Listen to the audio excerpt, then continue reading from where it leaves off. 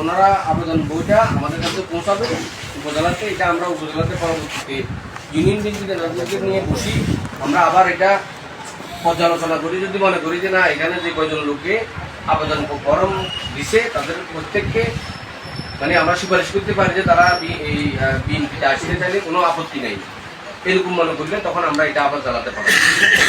জেলা থেকে পারমিশন হইয়া আসলে পরে, জেলা থেকে অনুমোদন প্রাপ্ত হইয়া আসলে তখন তারা এই বইয়ের সদস্য হতে পারবে। এর আগে কেউ কারো ব্যক্তিগত উদ্দেশ্য হাসিলের জন্য কোনো বিতর্কিত লোককে, কোনো নির্যাতনকারী লোককে, কোনো সন্ত্রাসী লোককে বা নিজের ব্যক্তিগত সম্পর্কের কারণে এই সদস্য ফরম পূরণ করে তার যদি প্রমাণিত হয় তাহলে কিন্তু এটার জন্য কঠিন শাস্তির মুখোমুখি হতে হবে।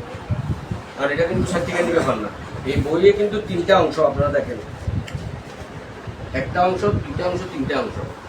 এই একটা অংশ যিনি ফরম পূরণ করবে তার কাছে থাকবে, এই অংশটা থাকবে জেলা বিএনপির কাছে। আর একদম শেষের অংশটা যাবে কোথায়? কেন্দ্রিক।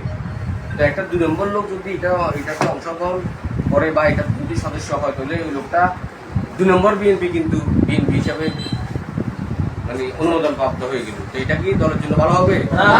এই জন্য এই ভুল কাজটা কেউ করতে যাবেন। তো আপনারা এই ব্যাপারে বিভিন্ন পাড়া মহল্লায়, গ্রামে গঞ্জে আমাদের অনেক লোকই আমাদের বিএনপি করে, একদম প্রকাশিত বিএনপি, কিন্তু অনেকেই করে নাই। এবার আপনারা সবাই করবেন, এটা থেকে কেউ বিরত হবেন না, সবাই এটাতে অংশগ্রহণ করবেন।